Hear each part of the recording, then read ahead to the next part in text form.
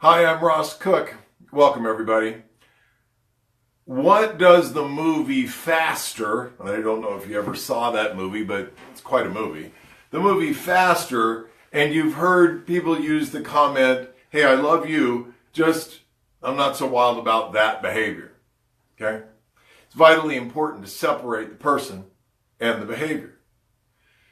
In the movie Faster, it's a movie the rock stars in, as does Billy Bob Thornton.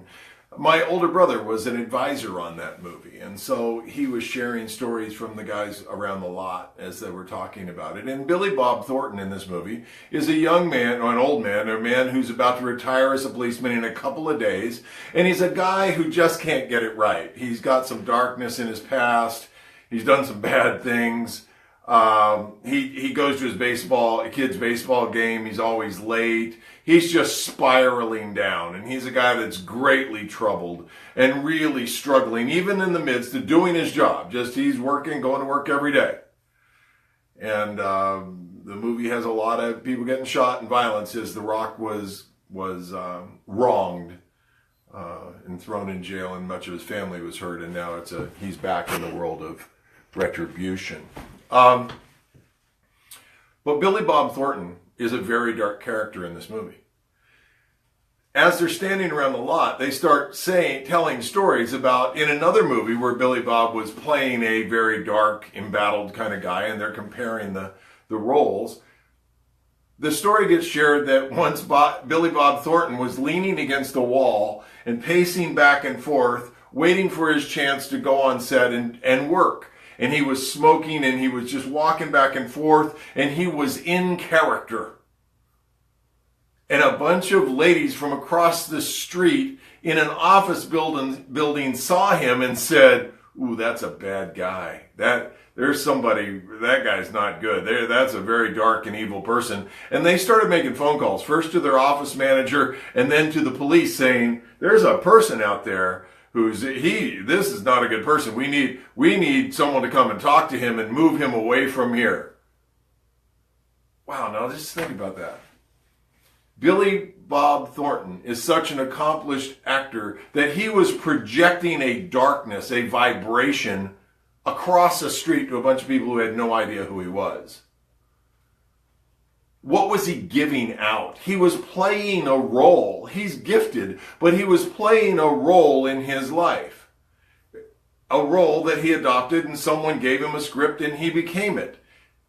Right down to the vibrations where people were interacting with that vibration, that role. What was he pumping out? People believed him.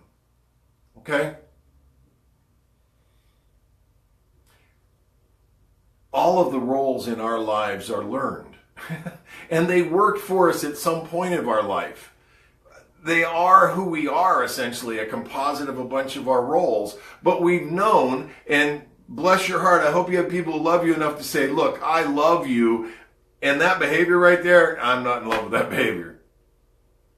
Okay, a separation of who you are in the genuine vibratory nature that those people know and love, and a role that you either learned to play, or you agreed to play, or you're playing unconsciously, or whatever. When did you learn it, and why do you keep that role? It's obvious with Billy Bob Thornton, he's getting paid to do it, and at the end of the night, he goes home and he's himself again. But people react and interact with that set of energies you're pumping out. Why did you choose that role? Where did you keep it? It's all about energy. Billy Bob Thornton is not that role. He's not that person. He can play that person, but he's not that person. I would ask the same thing of you, to examine the roles in your life and say, is that a role I just came up with? People used to ask me years ago, who are you? Where do you come from? And I would say, I'm the son of an Air Force colonel. And because that was a role I identified with, and it sort of kind of lines up the next set of discussions. Someone's going to say, oh, Air Force or Army, or, I was in the military, Air Force brat, or here it comes. And you're attempting to build those bridges. So a lot of those roles are very natural extensions of who and what we are. At the center, I teach healing work within people's subconscious minds. So we run a lot of times when someone wants a certain amount of excellence or success, and they have a role that they've been playing, and often very successfully, and yet when it comes time, which are they going to energize in the critical moments? Well, you know, if they journey well into themselves and they find and search for the genuine nature and the best of themselves, you know what happens to the successes? They come naturally to them, very naturally. But you have to be aware of those things that are interacting with you, just as an actor would be aware of the role he's playing and the fact that it's not them. Working on yourself makes a lot of the things we have to deal with day to day, where a lot of tension and anxiety and stress is spent. It makes those things decompose and be attracted very comfortably and naturally into our life, into the genuine self of who we are. What are you giving back to the world? What is your genuine nature? You are not only your role.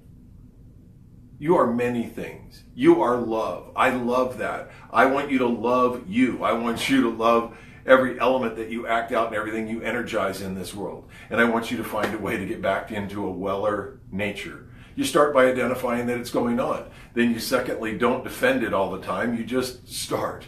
And you go to this place. And it will be a safe and odd, quiet place. You're not going to get it by loading on 5 or 6 more fast programs. You're going to get it by contemplative work, journeying within. I'm Ross Cook. You can reach me at the Center for Balance, Ross Cook Balancing, and at our website. I hope you play with your roles. You identify your roles. You understand that you're weller than your roles. You are genuinely good. You are genuinely worthy of being loved. You are love. It is an infinite composite that it's a wellspring. Carl Jung said there is a wellspring in this life that pours up every day, but you have to dig daily to get down to it. The wellspring of life is here for you. It's here for your genuine nature. I believe in you. Do something slightly differently today. I'm Ross Cook, and we'll be talking again soon. And until then, Jomo.